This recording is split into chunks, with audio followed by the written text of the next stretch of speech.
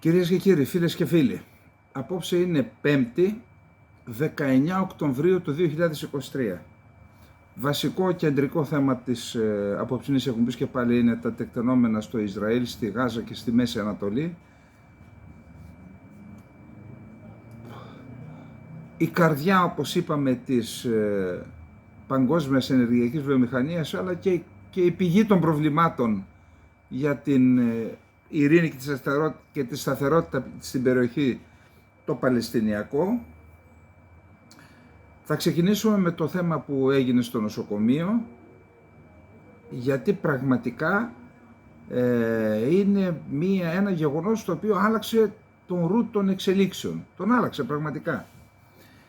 Και να εξηγήσω γιατί. Καταρχάς, δεν θα μπούμε και πάλι, ξέρω, υπάρχουν πληροφορίες, οι περισσότερες είναι ψεύτικες, και γι' αυτό δεν θα διακινδυνεύσω να πω ούτε τι έγινε ούτε ποιος το έκανε. Εντάξει, μεταδίδουμε κάποιες ειδήσεις. Για παράδειγμα, είπε το Υπουργείο Υγείας της Γάζας χθες ότι είναι 471. Το Υπουργείο Υγείας είναι ένας θεσμός, έτσι, ασχέτως αν δεν είναι αναγνωρισμένος. Από εκεί και μετά δεν έχουμε άλλα στοιχεία, εκτιμήσεις θα αναφέρουμε παρακάτω. Επαναλαμβάνω, δεν ξέρουμε τι έγινε. Η μία πλευρά λέει ότι η πλευρά των Παλαιστινίων, της Χαμάς, και των Παλαιστινίων, γιατί βλέπουμε ότι και η Παλαιστινιακή Αρχή, είδατε ότι είναι λαύρος κατά το Ισραήλ, ότι αποτελεί αεροπορικό πλήγμα το Ισραήλ. Από την άλλη πλευρά το Ισραήλ, αλλά και η Δύση αρχίζει δειλά παίρνει θέση, η Αμερική, κρατώντας επιφυλάξεις, ότι πρόκειται, στην αρχή το Ισραήλ είπε ότι ήταν της Χαμάς, μετά είπε της Ισλαμικής Τζιχάντ, τώρα βλέπουμε ένα άλλο σενάριο, ότι είναι ένας βορειοκορεατικός ρουκέτα που εκτοξεύεται από τον νόμο. Λέγονται διάφορα, άλλοι ότι, εν πάση περιπτώσει, επίσης αμφισβητείται και ο αριθμός των νεκρών, θα δούμε παρακάτω. Το θέμα είναι ότι αυτό που έγινε στο νοσοκομείο, στην ουσία, άλλαξε τον ρου των εξελίξεων ή προκάλεσε αυτό που περίμεναν ή είχαν σχεδιάσει να προκληθεί η Χαμάς και όσοι βρίσκονται πίσω της, όσοι συντάσσονται μαζί της, με την εισβολή του Ισραηλινού στρατού. Δηλαδή περίμεναν, έκαναν μια πολύ νεκρή επίθεση, βάρβαρη, κατά αμάχων η Χαμάς. Ακριβώς για να προκληθεί η εισβολή. Γιατί με την εισβολή ήταν μια παγίδα, όπως είπαμε, περίμεναν να συσπηρωθεί ο κόσμος ή ακόμα και ο μουσουλμανικός κόσμος, ο αραβικός κόσμος, να αναδειχθεί το Παλαιστινιακό ή ακόμα και να κλιμακωθεί ο πόλεμος. Να έρθει σε τόσο δύσκολη θέση το Ισραήλ, να κινδυνεύσει ακόμα και η ύπαρξή του και να δεχθεί τη λύση των δύο κρατών.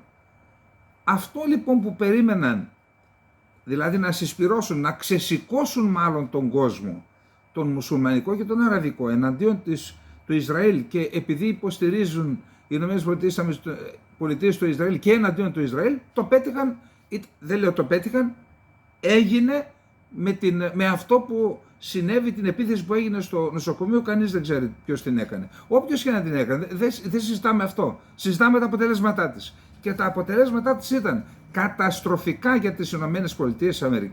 Βλέπω ότι τραβάνε τα μαλλιά τους πραγματικά.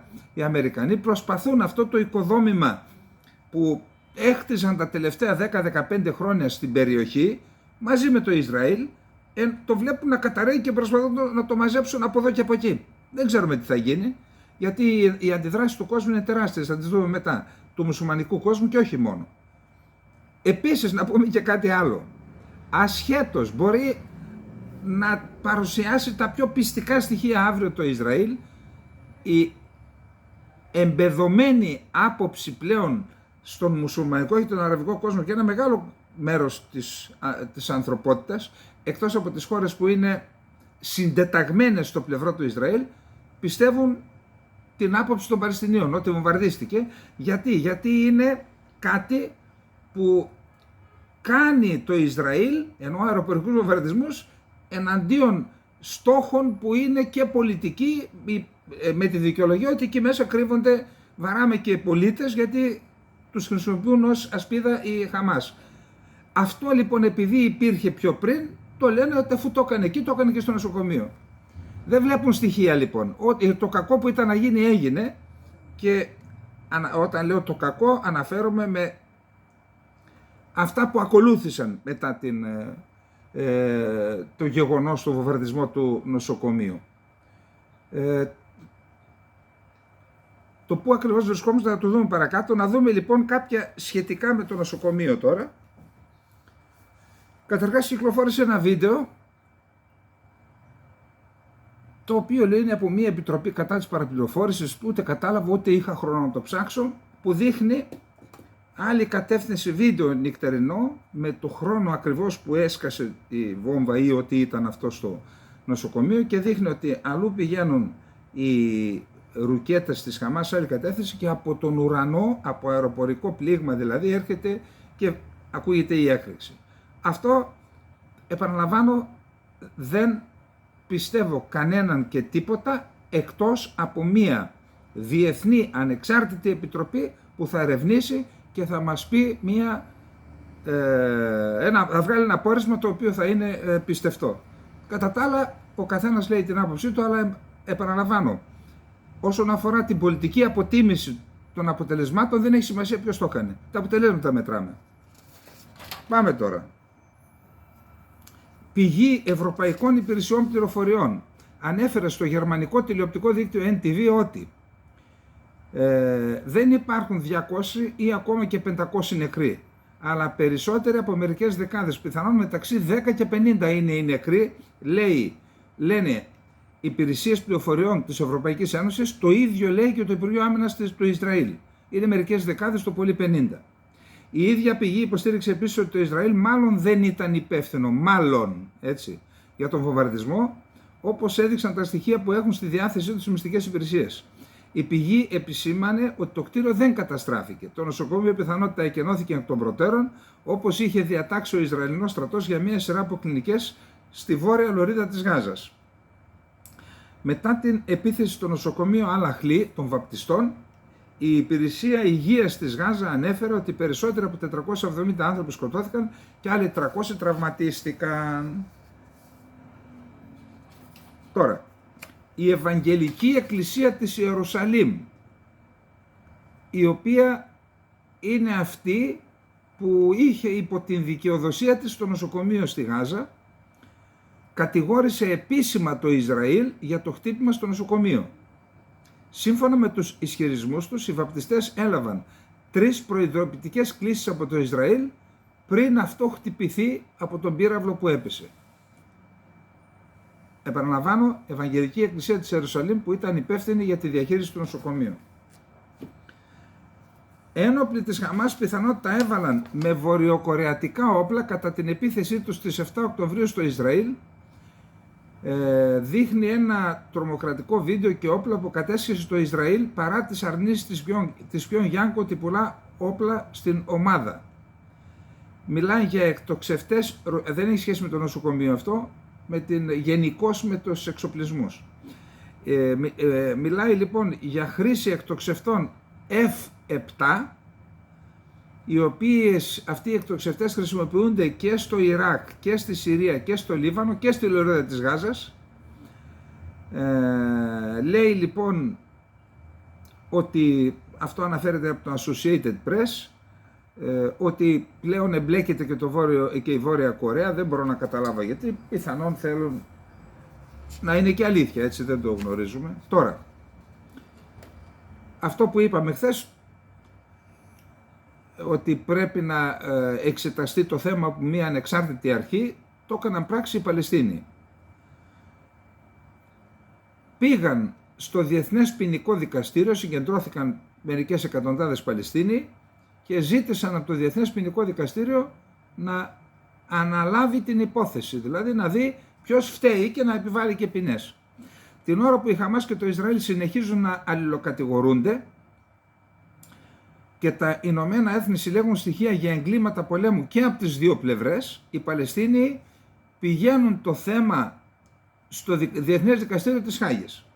Αρκετές εκατοντάδες φιλοπαλαιστίνοι διαδηλωτές συγκεντρώθηκαν έξω από τα κεντρικά γραφεία του Διεθνούς Ποινικού Δικαστηρίου στη Χάγη χθες Τετάρτη για να παρατρύνουν τη διεθνή κοινότητα να αναλάβει δράση ενάντια σε αυτό που αποκαλούν γενοκτονία των Παλαιστινίων. Μάλιστα η Χάλα Αμπού Χασίρα, εκπρόσωπος της Παλαιστινιακής Αρχής στη Γαλλία, δήλωσε ότι το Παλαιστινιακό κράτος κατέθεσε την Τετάρτη έναν φάκελο στο Διεθνές Ποινικό Δικαστήριο, ζητώντας να διερευνηθεί αυτό το έγκλημα. Χρειάζεται μία διεθνής έρευνα για τον βομβαρδισμό του νοσοκομείου στη Λωρίδα της Γάζας. Το είπαμε και εμείς αυτό χθες, όπως ξέρετε. Η εκπρόσωπος της Παλαιστινιακής Αρχής στη Γαλλία, σε συνέντευξη τύπου που παραχώρησε, κατηγόρησε το Ισραήλ ότι στοχεύει σκόπιμα αμάχους. Είναι μια συστημική και συστηματική πολιτική του Ισραήλ σήμερα σε αυτήν την επιθετικότητα. Το Ισραήλ στοχοποιεί αμάχους όπου και αν βρίσκονται, είπε, και σημείωσε ότι περισσότεροι από 3.478 Παλαιστίνοι έχουν δολοφονηθεί από την αρχή της επίθεσης κατά της Λωρίδας της Γάζας και 62 Παλαιστίνοι στη Δυτική Όχθη. Έχουμε και εκεί νεκρούς, δεν μιλάει κανένας για αυτούς. Η γενοκτονία πρέπει να σταματήσει τώρα. Πόσα παιδιά και γυναίκες από την Παλαιστίνη πρέπει να πεθάνουν για να ξυπνήσει η ανθρωπότητα? Η διεθνής προστασία πρέπει να είναι εγγυημένη στους Παλαιστίνιους και η ατιμωρησία του Ισραήλ πρέπει να αρθεί, ανέφερε σε ανάρτησή της η Χάλα Αμπού Χασίρα. Πάντως, ο Τζο Μπάιντεν, ο οποίος επισκέφθηκε χθες στο Τελαβίβ και συναντήθηκε με τον Νετανιάχου, δήλωσε ότι τα στοιχεία δείχνουν την άλλη πλευρά. Και το Ισραήλ είπε ότι είναι η Ισλαμική Τζιχάντ. Επίσης, ο Μπάιντεν κατηγόρησε την Χαμάς ότι οι φρικαλαιότητες της ξεπερνάνε και αυτές του ISIS. Ενώ τόνισε ότι η λύση δύο κρατών, Ισραήλ και Παλαιστίνης, για να επιτευχθεί η ασφάλεια, η αξιοπρέπεια και η ειρήνη είναι επιβεβλημένη.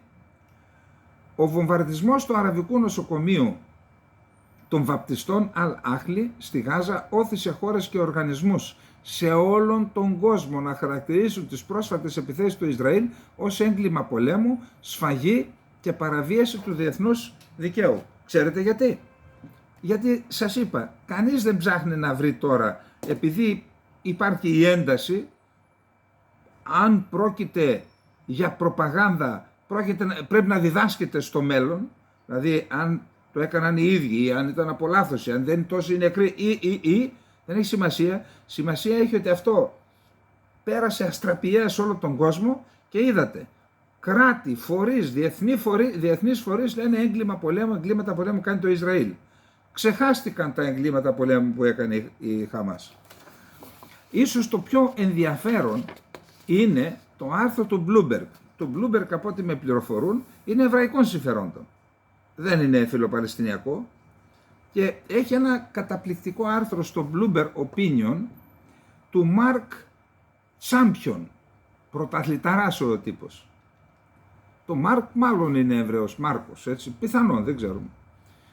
Και λέει, όποιος και αν έκανε αυτήν την πράξη στο νοσοκομείο, αυτό εκτινάσει τον κίνδυνο γενικού πολέμου. Τι να σας πω τώρα, είναι απίστευτο άρθρο, με εκφράζει απόλυτα, δεν θέλω να φάμε το χρόνο να σας το διαβάσω, μόνο να πω μερικά από αυτά. Σε μια πολύ μικρή δεξαμενή υπόπτων, το Ισραήλ είναι ένας από τους κορυφαίους υπόπτους, εννοεί για την διεξάγει μια έντονη εκστρατεία αεροπορικών βομβαρδισμών με ακριβώς το είδος των βαρέων πυρομαχικών που θα μπορούσε να οδηγήσει ένα νοσοκομείο σε κατάρρευση και να προκαλέσει μαζικές απώλειες.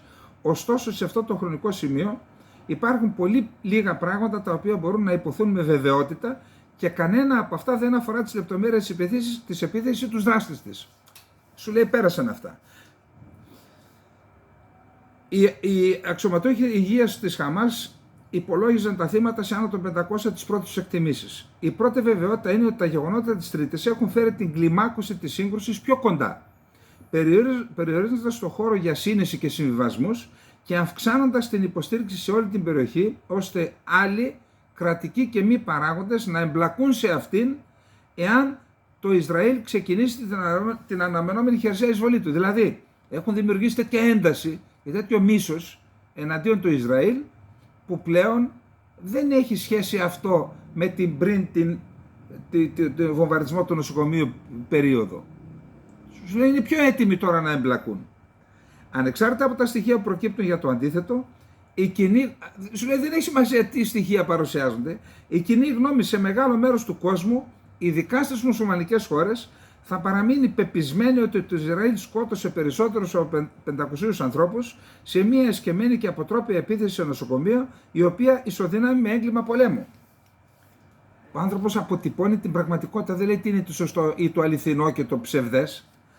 Μια δεύτερη βεβαιότητα είναι ότι θα υπάρξουν περισσότερες τέτοιες τραγωδίες για τους Παλαιστίνιους αμάχους και επομένως καταστροφές σε επίπεδο δημοσίων σχέσεων για το Ισραήλ, αν και όταν ξεκινήσει την επίθεση του, τη χερσαία επίθεση.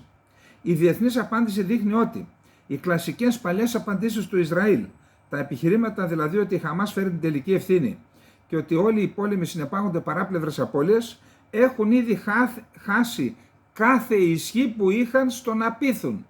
Έχει τελειώσει, λέει, αυτό το παραμύθι να επικαλείσει αυτά. Αυτό πρέπει να σταθμιστεί από τον Νετανιάχου και το Πολεμικό Υπουργικό Συμβούλιο, καθώς αποφασίζουν όχι αν, αλλά πώς θα τιμωρήσουν τη Χαμάς και να προστατεύσουν τους Ισραηλινούς πολίτες. Τέλος, αυτό είναι το αποτέλεσμα της κοινικής χρήσης των Παλαιστινίων να μάχουν σαπιών. Τους χρησιμοποιούν και ως η Χαμάς και ως ασπίδα, λέει ότι τους εμποδίζουν να φύγουν, σου λέει καθίστε εδώ να μας προστατεύσετε.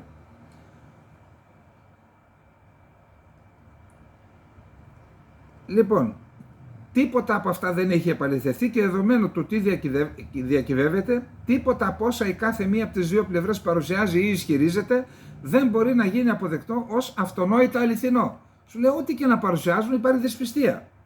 Με εξαίρεση ορισμένες εδώ που διακινεί ο καθένας ό,τι του κατέβει. Σχεδόν σε κάθε πόλεμο, προσέξτε, άλλο να διακινείς αυτό που σου λέει ο Παλαιστίνιος ή ο Ισραηλινός ή η Χαμάς και άλλο να λες την άποψή σου. Κοίταξε, εγώ πιστεύω ότι το έκαναν αυτοί. Αυτό είναι άλλο. Άλλο, θεμιτό άποψη λέει ο άλλος. Αλλά το να διακινείς την προπαγάνδα άλλο, πιστεύω ότι είναι λάθος. Σχεδόν σε κάθε πόλεμο στην ιστορία οι κυβερνήσεις έχουν δείξει ότι δεν έχουν εκτός από προστασία τους και την εξαπάτηση. Η δυσπιστία προς τους αξιωματούχους και τους ισχυρισμούς τους στο πλαίσιο του πολέμου δεν είναι μεροληψία, αλλά στοιχειώδης όρος αναζήτησης της αλήθειας. Τι ωραία που τα λένε.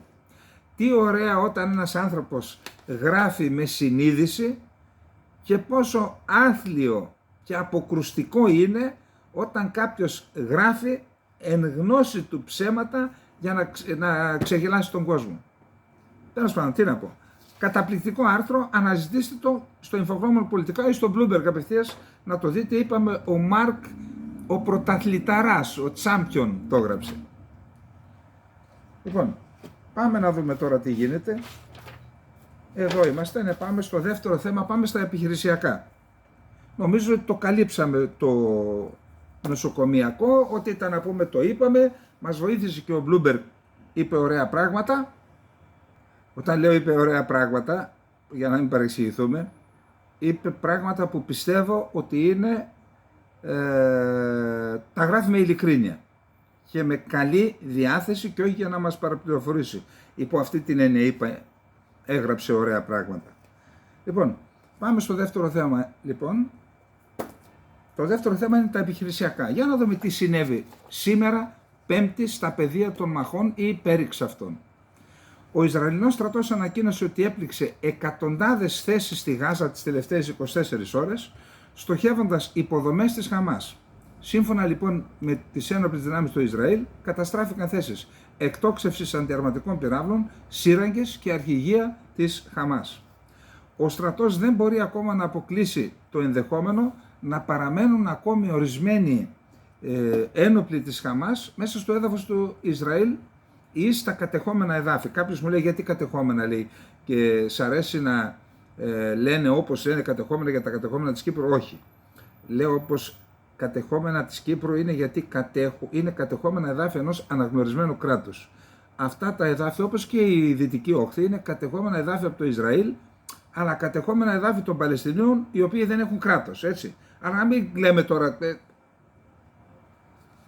βρήκαν λοιπόν έναν εξαντλημένο ένοπλο της Χαμάς, ο οποίος είχε διεισδύσει από τις 7 του μηνός, κάπου κρυβόταν φαίνεται, τώρα τον ανακάλυψαν και λέει δεν αποκλείεται να έχουν παραμείνει κάποιοι αλλά νέες διεισδύσεις αποκλείουν να υπάρχουν οι Ισραηλινοί.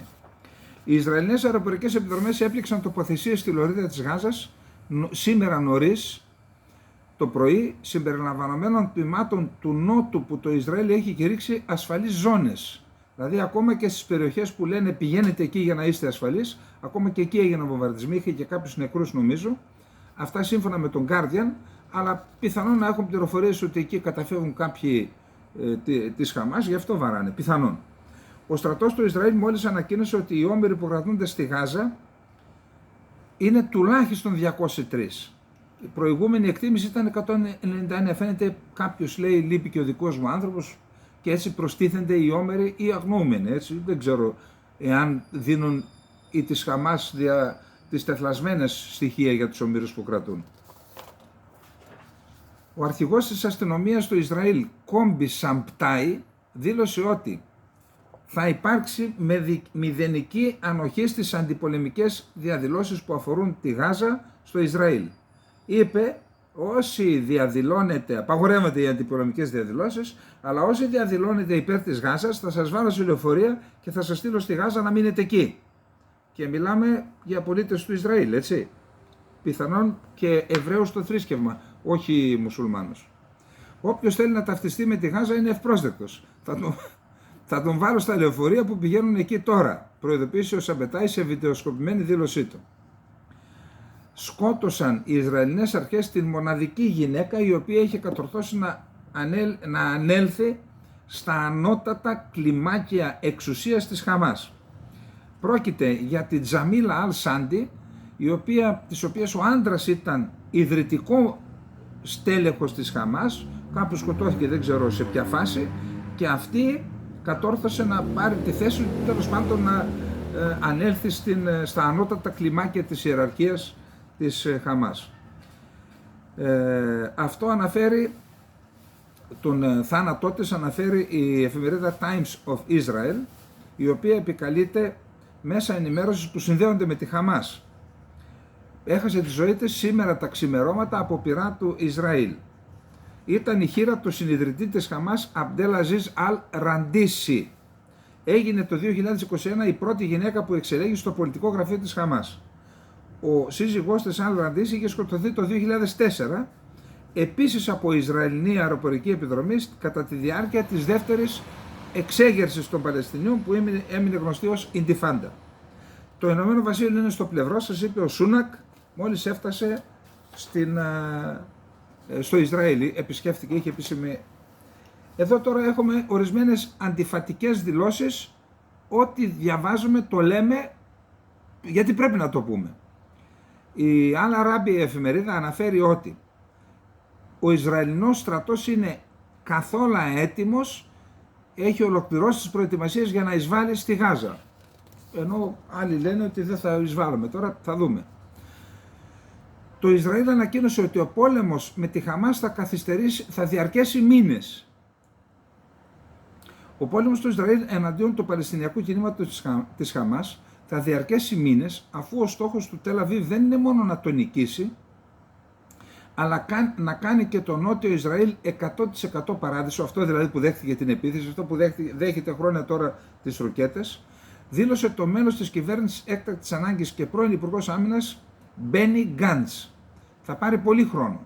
Ο πόλεμος στο νότο θα διαρκέσει πολύ και αν χρειαστεί στο βορρά ή και αλλού θα πολεμήσουμε. Μπορεί να διαρκέσει μήνες και η ανοικοδόμηση της περιοχής θα πάρει χρόνια.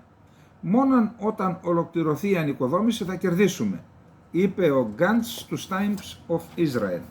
Ο Υπουργός Άμυνας, ο Γιοάβ Γκάλαντ, είπε κατά τη διάρκεια συνεδρίας του Στρατιωτικού Υπουργικού Συμβουλίου σήμερα ότι το βόρειο μέτωπο πρέπει να προετοιμαστεί επειδή η Χεσβολάχ είναι 10 φορές ισχυρότερη από τη Χαμάς. Τα ακούτε? 10 φορές ισχυρότερη, έχει άλλα κόλπα εκεί πέρα.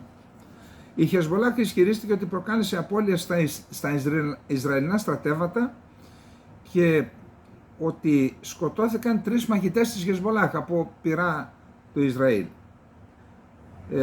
οι οποίες ανέφεραν οι Ισραηλινές δυνάμεις ότι πλήττουν στόχους της Χεσβολάχ στο Λίβανο. Σύμφωνα με το λιβανέζικο τηλεοπτικό δίκτυο Al Mayadin, η Ισραηλινή πολεμική αεροπορία έπληξε 2 χωριά στο νότιο Λίβανο σήμερα το πρωί, Πέμπτη, σήμερα το πρωί. Σήμερα, Πέμπτη το πρωί, πύραυλοι εκτοξεύτηκαν εναντίον των κοινοτήτων Καφρ, Σούμπα και Οντάισα, σύμφωνα με την ίδια πηγή. Χθες η Χεσμολάχ είχε πραγματοποιήσει αρκετές επιθέσεις σε Ισραηλινές στρατιωτικές θέσεις κατά μήκος των συνόρων Ισραήλ-Λιβάνου. Συγκεκριμένα, η Σιητική Στρατιωτική και Πολιτική Οργάνωση με βάση το Λίβανο ανέφερε ότι πραγματοποίησε την Τετάρτη 6 επιθέσεις σε Ισραηλινές στρατιωτικές θέσεις κατά μήκος των Λιβανικών συνόρων, χρησιμοποιώντας κατευθυνόμενους πυράβλους πολυβόλα και όλμους 57 χιλιοστών. 9 ροκέτες που εκτοξεύτηκαν από λιβανέζικο έδαφος πέρασαν στο βόρειο Ισραήλ την Τετάρτη, ανέφερε σε ανακοίνωσή του επίσημα ο Ισραηλινός στρατός. 4 από τους πυράβλους αναχαιτίστηκαν από τη συστοιχεία εναέριας άμυνας. Χθες, μεταφράζοντας από τα τουρκικά απευθείας τις δηλώσεις του Biden, είπα ότι ο Biden υποσχέθηκε 100 δισεκατομμύρια δολάρια. Αυτό, όπως καταλαβαίνετε, δεν είναι 100 δισεκατομμύρια, είναι ένα απίστευτο ποσό για τους Παλαιστίνιους. Ήταν 100 εκατομμύρια δολάρια. Λάθος, καταλαβαίνετε, ζητώ την κατανόησή σας. Ο Biden. Ο πρόεδρος Τζο Μπάιντεν δήλωσε σήμερα Πέμπτη ότι η Ουάσιγκτον δεν έχει προσφερθεί να στείλει αμερικανικές δυνάμεις στο Ισραήλ σε περίπτωση που η Σιητική Ενόπλη Οργάνωση Χεσμολάχ αρχίσει τον πόλεμο. Το διέψευσε αυτό, διότι αυτό τον ρώτησαν. Δεν είναι αλήθεια, απάντησε ο Μπάιντεν όταν ρωτήθηκε για μία αναφορά ότι οι συνεργάτες του διαβεβαίωσαν Ισραηλινούς αξιωματούχους ότι αν η Χεσμολάχ ξεκινήσει πόλεμο εναντίον του Ισραήλ, ο στρατός των ΗΠΑ θα συμμετάσχει σε αυτόν τον πόλεμο. Ωστόσο, είπε ο Μπάιντεν, ο στρατός μας συζητά με το στρατό του Ισραήλ για το ποιες είναι οι εναλλακτικές λύσεις σε περίπτωση επίθεσης της Χεσμολάχ. Δηλαδή, όχι Γιάννης, Γιαννάκης. Λοιπόν, το πολεμικό πλοίο διοίκησης κατηγορίας Blue Ridge, το Mount Whitney των Ηνωμένων Πολιτειών, το οποίο είναι στην Ιταλία, πήρε δρόμο, είναι πλοίο διοίκησης του 6ου στόλου, έτσι.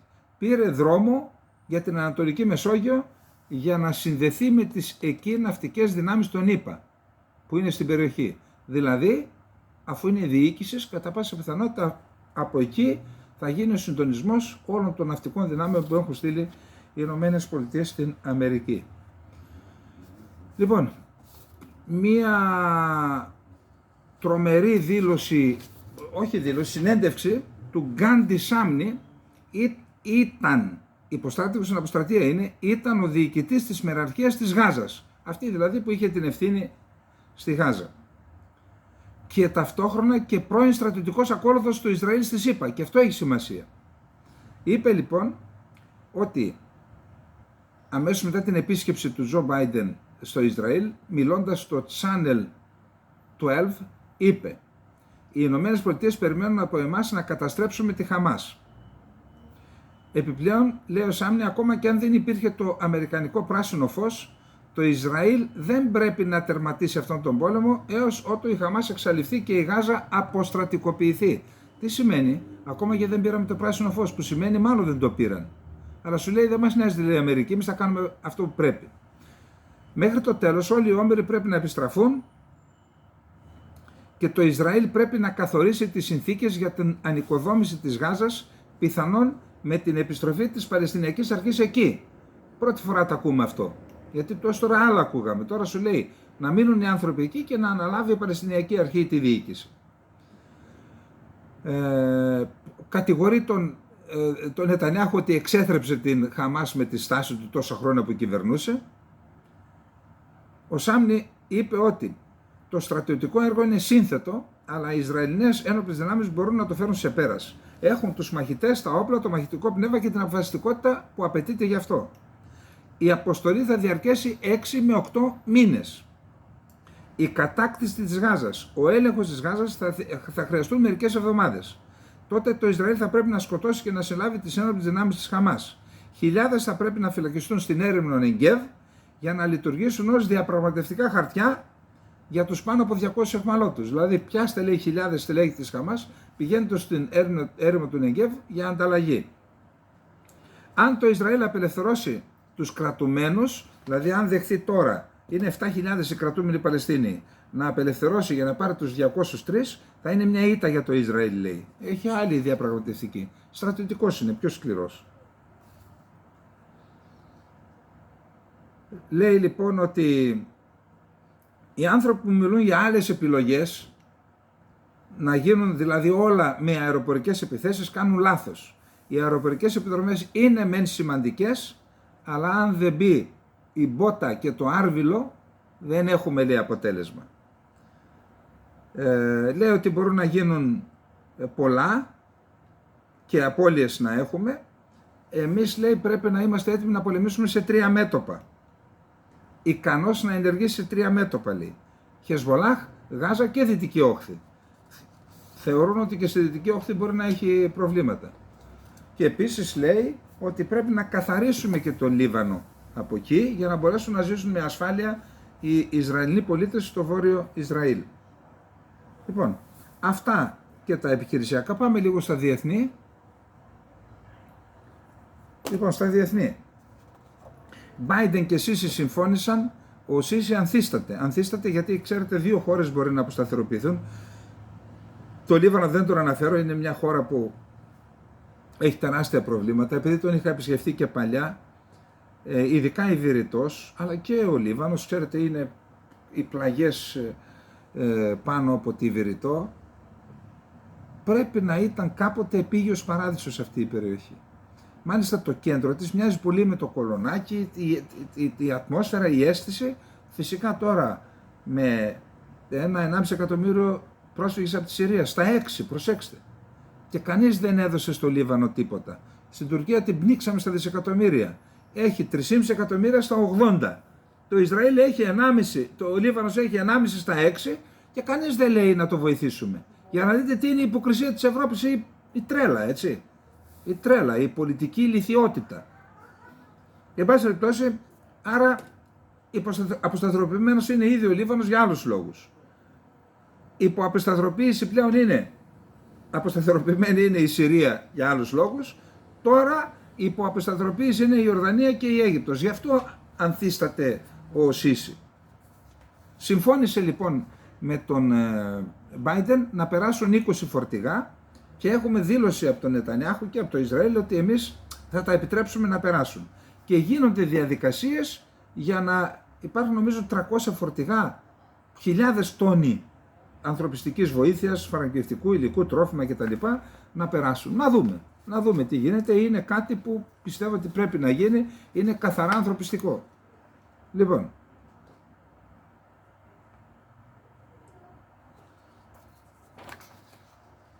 το πράσινο φως έδωσε ο πρόεδρος της Αιγύπτου Αμπντέλ Φατάχ Αλ Σίση προκειμένου να περάσουν 20 φορτηγά στη Ράφα και να δώσουν ανθρωπιστική βοήθεια στη λωρίδα της Γάζας. Ο Νετανιάχου πιο πριν είπε ότι δεν θα επιτρέψει καμία ανθρωπιστική βοήθεια από το έδαφος του προς τη λωρίδα της Γάζας εάν δεν γίνει επιστροφή των ομήρων που έχει πιάσει η Χαμάς. Αλλά δεν θα εμποδίσει την είσοδο ανθρωπιστικής βοήθειας από την Αίγυπτο. Λοιπόν, είπε φυσικά ότι αν γίνει κατάσχεση των φορτίων από τη Χαμάς θα επέμβει το Ισραήλ.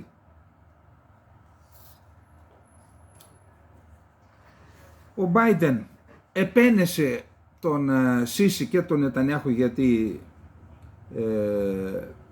έκαναν συμφωνία για είσοδο ανθρωπιστικής βοήθειας. Υπενθυμίζεται ότι το Ισραήλ ανακοίνωσε χθες βράδυ ότι θα επιτρέψει, τα είπαμε αυτά, μιλώντας σε ρεπόρτερ στην αεροπορική βάση του Ραμστάιν. Από το Τελ Αβίβ πήγε στο Ραμστάιν, εκεί που συναντιόνται οι Υπουργοί Άμυνας για την Ουκρανία.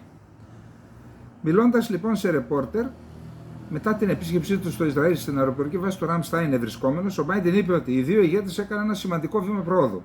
Ειδικά για τον Αιγύπτιο πρόεδρο, σημείωσε ότι αν και αρχικά πίστευε ότι θα ήταν δύσκολο να πιστεί, τελικά επέδειξε μια δίκαιη στάση και διάθεση για συνεργασία. Αξιωματούχοι του Λευκού Οίκου δήλωσαν, σύμφωνα με τους Times of Israel, ότι τα φορτηγά με ανθρωπιστική βοήθεια μπορεί να ξεκινούν να φτάνουν στη Γάζα ήδη από αύριο το πρωί, Παρασκευή. Το Sky News. Για μεγάλο μέρος του αραβικού κόσμου, οι ΗΠΑ πλέον αποτελούν κόκκινο πανί. Αυτή τη συνθήκη που παραμένει ενεργή περιέγραψε σε ανταπόκρισή του ο Άλεξ Ρώση, ο οποίος βρίσκεται στην εμπόλεμη ζώνη για λογαριασμό του Sky News. Η αντίθεση Δηλαδή τα τίναξε όλα στον αέρα, όπως είπαμε στο πρώτο μέρος, έτσι. Λέει ότι στη Βηρητό πολιορκείται η πρεσβεία, έχουν βάλει τείχους και τα λοιπά, οι αρχές πολιορκείται, υπόψη ότι στη Βηρητό είχε γίνει βομβιστική επίθεση με δεκάδες νεκρούς πεζοναύτες και κάποια στιγμή την είχε κλείσει εντελώς η Αμερική την πρεσβεία εκεί. Τώρα λοιπόν έρχονται άλλα πράγματα. Στην Ιορδανία πάλι δεκάδες χιλιάδες και εκεί πολιόργησαν την πρεσβεία του Ισραήλ και έκαψαν για κάποια καταστήματα πιθανών εβραϊκών συμφερόντων. Πιθανό, γιατί κάτι άκουσα, δεν μπόρεσα να... Στην Αίγυπτο επίσης ήταν έντονες και παντού. Τι Πακιστάν, τι στο Μαρόκο, τι στην Τινησία, είδα και στη Λιβύη.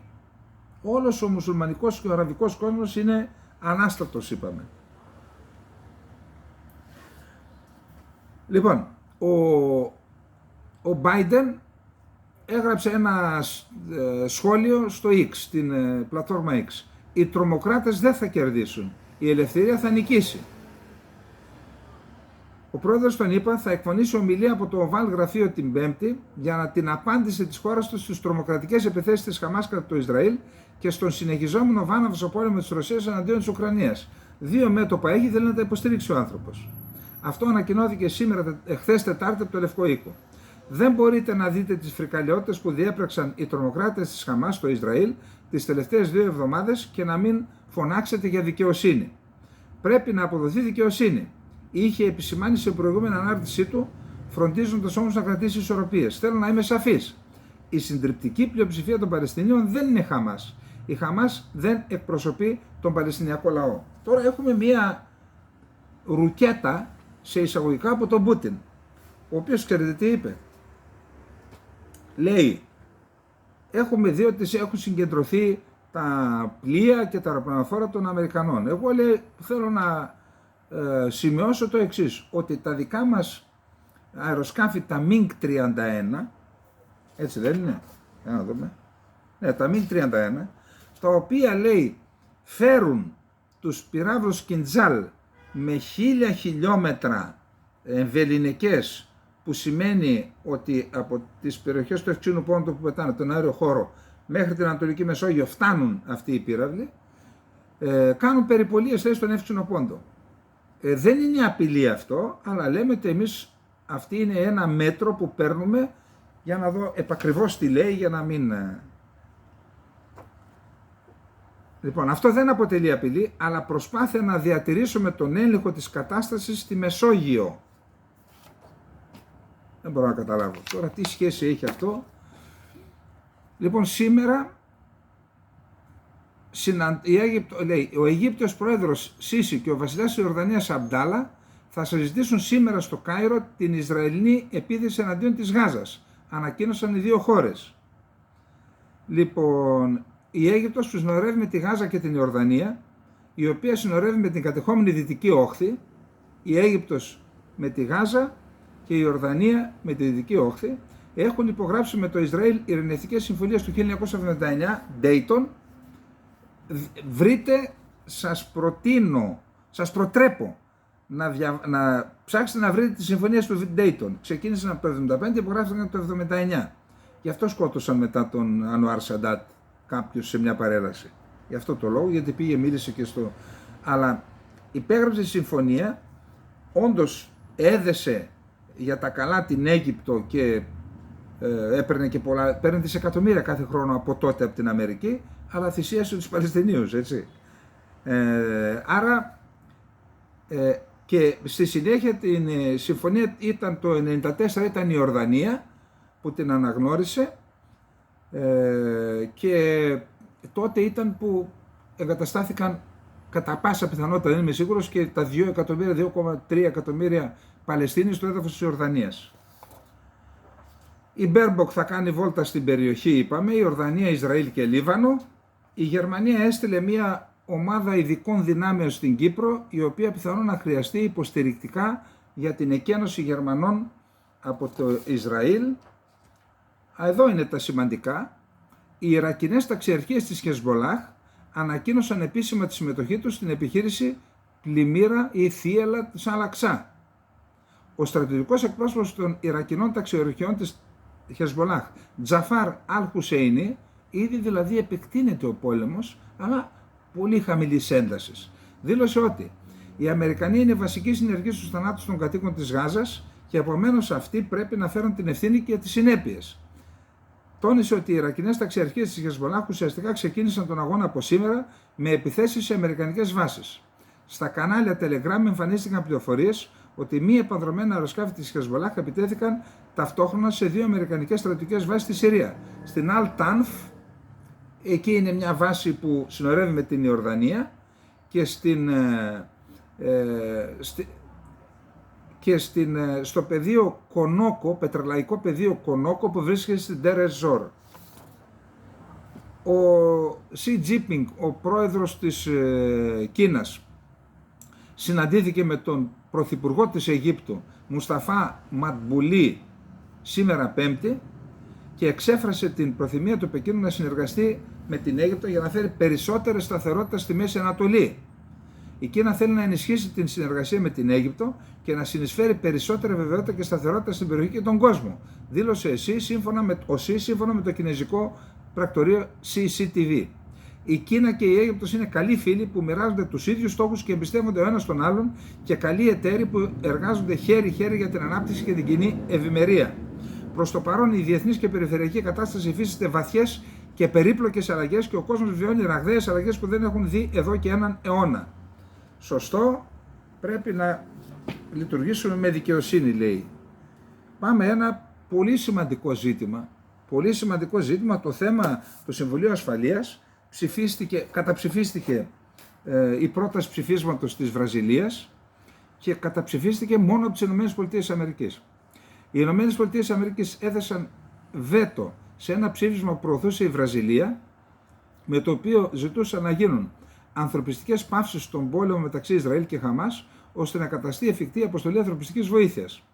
Η ψηφοφορία είχε αναβληθεί 2 φορές, επειδή οι ΗΠΑ προσπαθούσαν να μεσολαβήσουν ώστε να υπάρξει πρόσβαση ανθρωπιστικής βοήθειας στη Γάζα. 12 μέλη του Συμβουλίου ψήφισαν υπέρ. Η Ρωσία και η Βρετανία απήχαν. Η Ουάσιγκτον κατά παράδοση προστατεύει το Ισραήλ, τον στενό συμμαχό της, από τα ψηφίσματα του Συμβουλίου Ασφαλείας που θεωρεί ότι είναι σε βάρος του. Υπόψη ότι μέχρι στιγμής, από το 1970, οι ΗΠΑ έχουν χρησιμοποιήσει το βέτο τις περισσότερες φορές από άλλα μόνιμα μέλη του Συμβουλίου Ασφαλείας. Λοιπόν, το χρησιμοποίησαν από το 1970 79 φορές και οι 42 ήταν για να προστατεύουν το Ισραήλ από την όποια ευθύνη, βασικά για την Παλαιστίνη.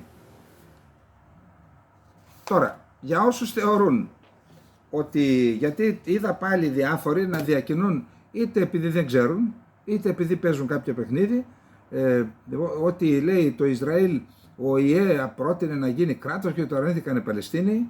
Εντάξει, γιατί έκαναν 42 φορές βέτο οι ΗΠΑ? Ήταν σε προσπάθειες να βρεθεί λύση στο Παλαιστινιακό. Άρα, γιατί λέμε ότι μόνο οι Παλαιστίνοι? Μπορεί να έχουν και αυτοί ευθύνες που δεν βρέθηκε λύση. Το Ισραήλ δεν έχει, η Αμερική δεν έχει. Γιατί έκανε 42 φορές βέτο? Να είμαστε δίκαιοι. Δεν χρειάζεται να γινόμαστε εμείς εργαλεία του οποιοδήποτε. Μόνο της χώρας μας, τα συμφέροντα της χώρας μας, εκεί να στηρίξουμε. Γιατί να στηρίξουμε άλλους? Γιατί να γινόμαστε συνένοχοι σε εγκλήματα του όποιου?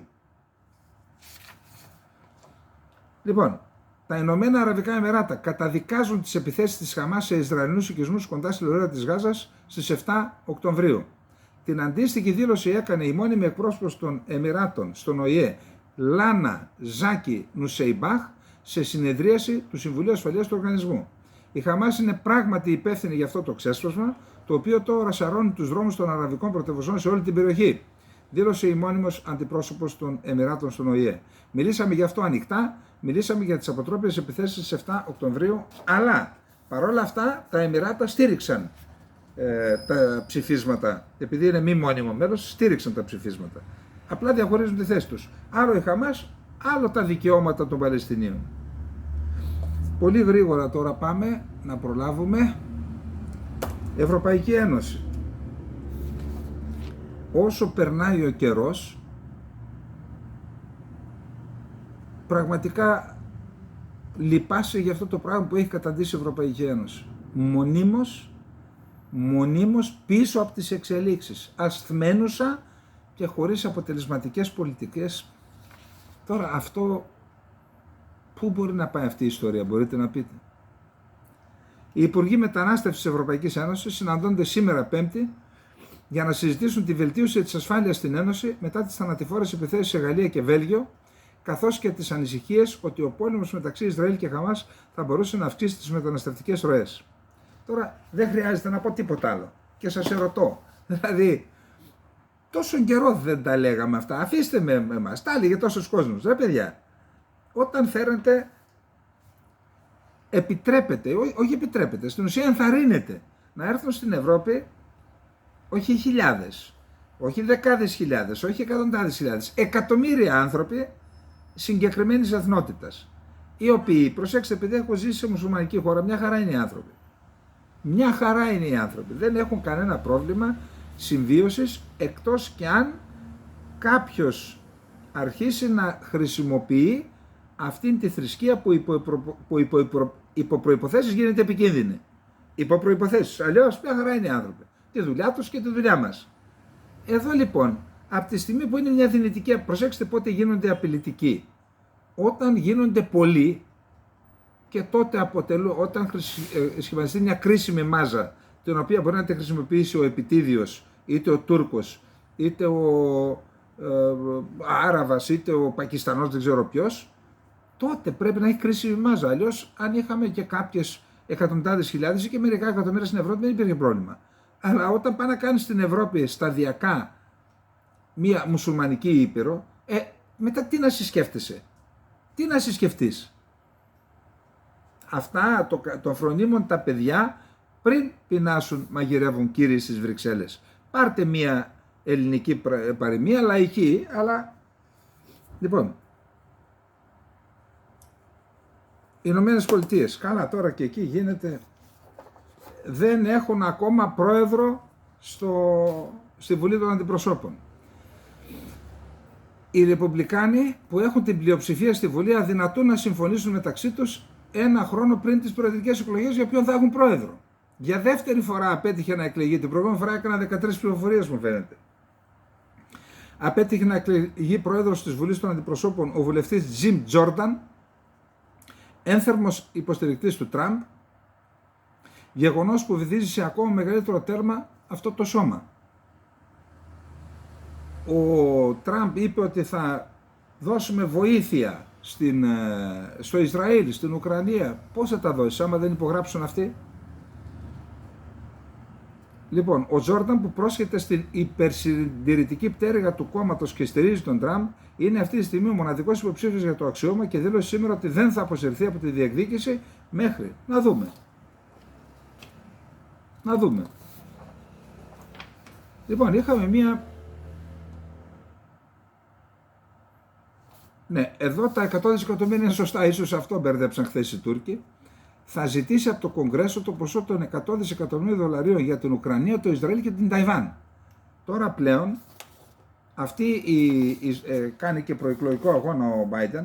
Αντιλαμβάνεστε ότι τώρα έχουν οι Ηνωμένες Πολιτείες Αμερικής, ενώ μέχρι τώρα είχαν ένα μέτωπο να στηρίξουν ανοιχτό και ένα το οποίο βράζει, και αναφέρομαι την Ταϊβάν, τώρα βγήκε και τρίτο, το οποίο είναι στο Ισραήλ. Αντιλαμβάνεστε, τώρα θέλει 100 δις.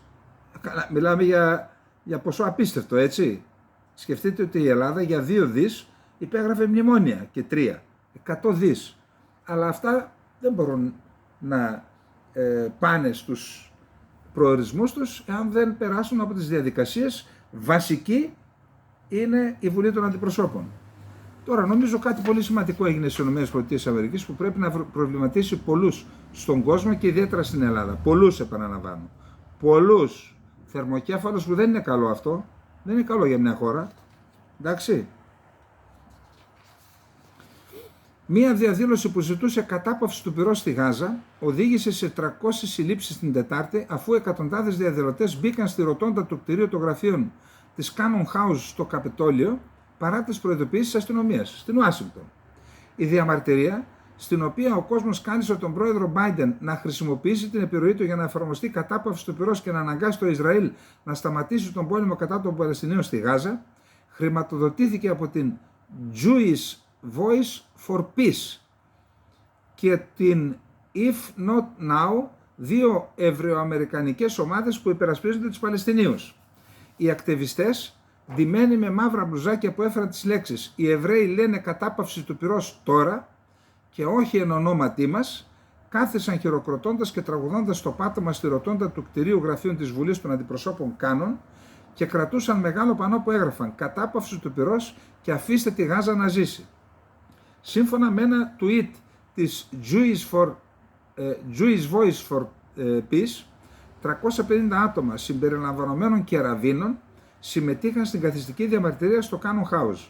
Η οργάνωση αυτοαποκαλείται ως η μεγαλύτερη προοδευτική εβραϊκή αντισιωνιστική οργάνωση στον κόσμο. Η γερουσιαστής Marjorie Taylor Greene,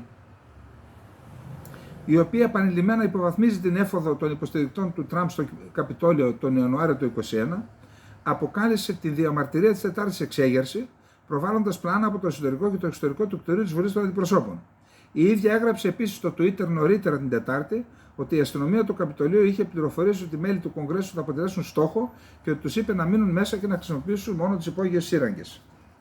Δηλαδή, αυτή η οποία έβλεπε με καλό μάτι την εισβολή, τώρα είπε ότι. Λοιπόν, αυτά υπάρχουν και άλλες απόψεις ανάμεσα στον εβραϊκό λαό. Πάμε. Ουκρανία. Τον Ουκρανό πρόεδρο Ζελένσκι διαβεβαίωσε ο Γάλλος πρόεδρος Μακρόν σχετικά με την ευρωπαϊκή στήριξη στο Κίεβο εξαιτίας των ανησυχιών από την επιστροφή της Ισραηλινο-Παλαιστινιακής σύγκρουσης στο διεθνές προσκήνιο. Ο πολλαπλασιασμός των κρίσεων δεν θα αποδυναμώσει σε καμία περίπτωση τη γαλλική και ευρωπαϊκή υποστήριξη στην Ουκρανία, η οποία θα συνεχιστεί για όσο διάστημα χρειαστεί, είπε ο Μακρόν στο Ζελένσκι σε τηλεφωνική συνομιλία. Λοιπόν, εδώ να τονίσουμε ότι υπάρχουν σοβαρές ανησυχίες στον κύκλο του Ζελένσκι ότι ο πόλεμος στο Ισραήλ και λόγω του γεωπολιτικού βάρους στο Ισραήλ και λόγω της τεράστιας ισχύως που έχει στις ΗΠΑ και στον κόσμο και λόγω του ότι η περιοχή της Μέσης Ανατολής γεωπολιτικά είναι πιο σημαντική από την Ουκρανία, ότι τα βλέμματα, η προσοχή και οι προσπάθειες της Δύσης θα στραφούν στο Ισραήλ και αφού στραφούν στο Ισραήλ δεν θα είναι στην Ουκρανία. Ανησύχησε και γι' αυτό η τηλεφωνική επικοινωνία. Είπαμε ότι οι ΗΠΑ προσπαθούν να τονώσουν το ηθικό των Ουκρανών, τους έδωσαν την άδεια και χρησιμοποιούν τους πυράβλους ATACMS που ό,τι και αν λένε οι Ρώσοι ότι δεν, η άποψή μου είναι ότι είναι πολύ σημαντικοί και μπορούν σε ένα βαθμό να επηρεάσουν την πορεία των εξελίξεων στα μέτωπα. Τουλάχιστον τις γραμμές μεταφορών είτε εμπορικών αγαθών είτε διοικητικής μέριμνας των ενόπλων δυνάμεων της Ρωσίας που μάχονται, αυτά μπορούν να τα επηρεάσουν και αυτά με τη σειρά τους μπορούν να επηρεάσουν και τον πόλεμο.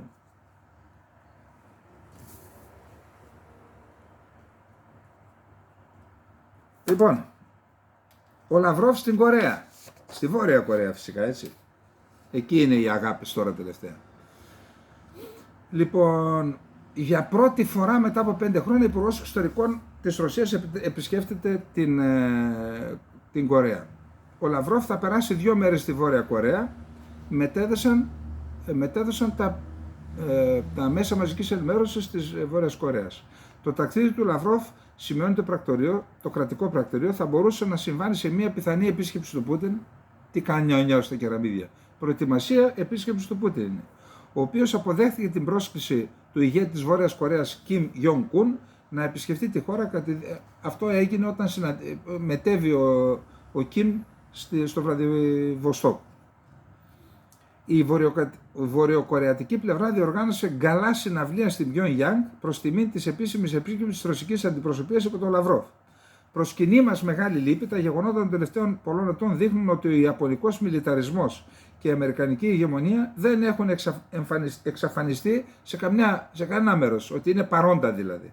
Σε αυτές τις συνθήκες, η αμοιβαία μας αλληλεγγύη που βασίζεται σε ιστορικούς αδελφικούς δεσμούς αποκτά ιδιαίτερη σημασία, είπε ο Λαυρόφ, πατώντας στο έδαφος της Πιονγκιάνγκ. Να πούμε ότι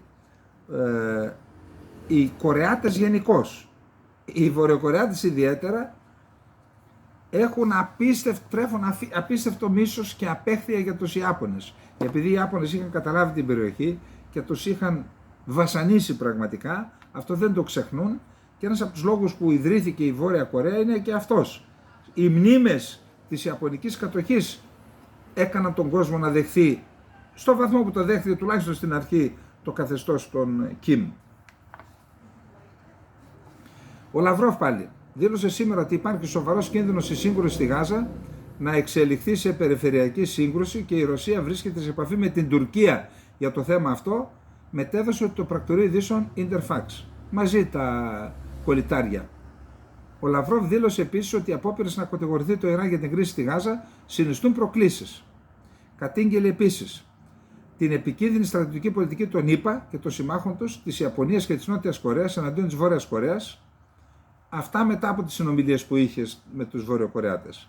Όπως και οι Βορειοκορεάτοι φίλοι μας, ανησυχούμε σοβαρά για την εντατικοποίηση των στρατιωτικών δραστηριοτήτων των ΗΠΑ, της Ιαπωνίας και της Νότιας Κορέας στην περιοχή, αλλά ανησυχούμε και για την πολιτική της Ουάσιγκτον. Είμαστε αντίθετοι σε αυτή τη μη επικοδομητική και επικίνδυνη γραμμή. Λοιπόν, είχαμε επιχειρήσεις των ρωσικών δυνάμεων σε διάφορα μέτωπα. Η Αντβίιβκα παραμένει σημαντική. Λένε οι Ρώσοι ότι απέκρουσαν επιθέσεις στο Ραμπότινο και σε γειτονικούς οικισμούς. Οι Ρώσοι έπιασαν Ρωσοαμερικανίδα δημοσιογράφο Αλσού Κουρμάσεβα στην πόλη Καζάν. Η Καζάν είναι πρωτεύουσα του Ταταρστάν. Πρέπει να αφαιθεί ελεύθερη. Αυτή είναι στο ράδιο Free Europe, ράδιο Liberty, ανταποκριτής, που χρηματοδοτείται από το Αμερικανικό Κογκρέσο. Η Αλσού Κουρμάσεβα, Ρώσο-Αμερικανίδα. Πρέπει να αφαιθεί ελεύθερη για να μπορέσει να επιστρέψει αμέσως στην οικογένειά της, ανέφερε ο αναπληρωτής πρόεδρος του Radio Free Europe, Jeffrey Gedmin, σε δήλωσή του. Είναι η δεύτερη Αμερικανίδα δημοσιογράφος που κρατείται από τη Ρωσία τους τελευταίους μήνες. Υπόψη είναι ότι το Ταταρστάν είναι μια δημοκρατία, νομίζω έχει περίπου 10 εκατομμύρια λιγότερους Τατάρους, τουρκόφωνοι χριστιανοί, ορθόδοξοι χριστιανοί. Εκεί γίνονται τα ελικόπτερα Κάμοφ, αλλά είναι μια ομόσπονδη δημοκρατία της Ρωσικής Ομοσπονδίας με υψηλή τεχνολογία και βιομηχανική παραγωγή. Πιθανό για αυτό την κατηγορούν, γιατί την είδα να κουμπάει τίποτα. Λοιπόν, η Τουρκία που ρίχνει κροκοδίλια δάκρυα, κροκοδίλια δάκρυα για τις επιθέσεις της του Ισραήλ, προσέξτε, έχει πραγματοποιήσει τον τελευταίο αυτόν το μήνα 580 αεροπορικές επιθέσεις εναντίον κυρίως πολιτικών στόχων στη βορειοανατολική Συρία, εναντίον των Κούρδων, με 44 νεκρούς και 55 τραυματίες. Έχουν χτυπηθεί 17 διελιστήρια πετρελαίου, 11 σταθμοί παραγωγής ηλεκτρικής ενέργειας, 14 σταθμοί διανομής νερού, συγκέντρωση και διανομής νερού, πόσιμο νερό, 2 νοσοκομεία, 48 εκπαιδευτικοί οργανισμοί που επηρεάστηκαν, χιλιάδες μαθητές που δεν έχουν να πάνε στα σχολιά τους, 3 βιομηχανικές ζώνες και μία ακαδημία της αστυνομίας στην οποία εκπαιδεύεται η δίωξη της σοκολάτας, του εμπορίου σοκολάτας. Σου λέει, τι γίνεται, μου κόβεις τους πελάτες τώρα, σου λέω, και θα μου συλλαμβάνεις τους πελάτες? Η Τουρκία, εγκλήματα πολέμου, δεν μιλάει κανείς, και η Τουρκία με τη συμμετοχή της στο ΝΑΤΟ καθιστά συνενόχους όλους τους συνομιλητές του. Ο Ερντογάν τους καθιστά συνενόχους στα εγκλήματα που διαπράττει, κύριε Μητσοτάκη. Η Τουρκία αύξησε τον αμυντικό της προϋπολογισμό για το 2024 από τα 16 δισεκατομμύρια στα 40 δισεκατομμύρια δολάρια, κατά 50% αύξηση. Θα διαβάσω, θα μελετήσω και θα επανέλθω στο θέμα. Διαδήλωση πάλι στο τουρκικό προξενείο στην Κωνσταντινούπολη. Η Αμερική έκλεισε το προξενείο της το προξενείο του Ισραήλ στην Κωνσταντινούπολη. Η Αμερική έκλεισε σταμάτησε να λειτουργεί όσο διαρκούν στα Άδανα. Η σύμμαχος δηλαδή καταφέρεται και στρέφεται εναντίον Ισραηλινών και Αμερικανών στην Τουρκία. Πήγαν Ισραηλινά αεροπλάνα για να μεταφέρουν Ισραηλινούς πολίτες, έδωσε οδηγία το Ισραήλ, φύγετε από την Τουρκία γιατί κινδυνεύετε. Οι Αμερικανοί φωνάζουν, οι Τούρκοι φωνάζουν, κλείστε το σιωνιστικό προξενείο στην Κωνσταντινούπολη κτλ. Προσέξτε τώρα, ακούστε θράσος. Ζήτησαν το λόγο οι Τούρκοι από τους Αμερικανούς γιατί φέρατε τα αεροπλανοφόρα σας στην περιοχή μας. Και οι Αμερικανοί άκουσαν, τους έδωσαν και απάντηση. Τι να πω τώρα, τι να πω πραγματικά, εγώ, πώς το λένε, μένω ενεός. Από πού βγαίνει το ενεός ρε παιδιά, για γράψτε τίποτα. Λοιπόν, Αμερικανοί αξιωματούχοι είπαν σε Τούρκους ομολόγους τους ότι τα αεροπλανοφόρα που μετακινήθηκαν πιο κοντά στο Ισραήλ στην Ανατολική Μεσόγειο εστάλησαν εκεί για πιθανή απομάκρυνση αμάχων. Δήλωσε σήμερα ένας υποναύαρχος που είναι εκπρόσωπος του Υπουργείου Άμυνας της Τουρκίας. Οι ΗΠΑ έχουν 2 αεροπλανοφόρα και συνοδά πλοία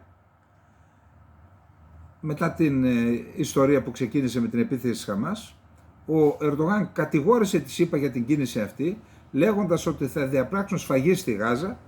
Δήλωσε επίσης ότι η ανάπτυξη αμερικανικών αεροπλανοφόρων στην περιοχή περιπλέκει τις τουρκικές προσπάθειες να επικρατήσει ηρεμία στην περιοχή. Η Τουρκία έχει προσπάθειες. Η Τουρκία όπου είναι ρίχνει λάδι στη φωτιά για να εξυπηρετήσει τα συμφέροντά της. Όταν γύρω το θέμα στους Αμερικανούς ομολόγους μας λένε ότι τα αεροπλανοφόρα εστάλησαν εκεί στο πλαίσιο επιχειρήσεων που άκρησαν αμάχους στην περιοχή. Δήλωσε σε δημοσιογράφος ο εκπρόσωπος. Επίσης, έχω εδώ μεταφρασμένη την ομιλία του Φιντάν στην σύνοδο της Ισλαμικής διάσκεψης στη Τζέντα, ο οποίος με μία έπαρση καλεί τις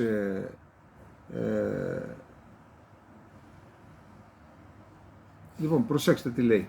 Δεν μπορώ να το διαβάσω όλο, έχει τελειώσει ο χρόνος. Λοιπόν, δηλώνοντας ότι εμείς ως μουσουλμανικές χώρες πρέπει να ενεργήσουμε με αυτοπεποίθηση και ζήτησε να αμφισβητηθεί ο επιβλημένος ηγεμονικός λόγος, ο Φιντάν είπε: τέλος, η άποψη της Τουρκίας είναι ότι πρέπει να σχεδιαστεί και να εφαρμοστεί ένας νέος μηχανισμός εγγυήσεων.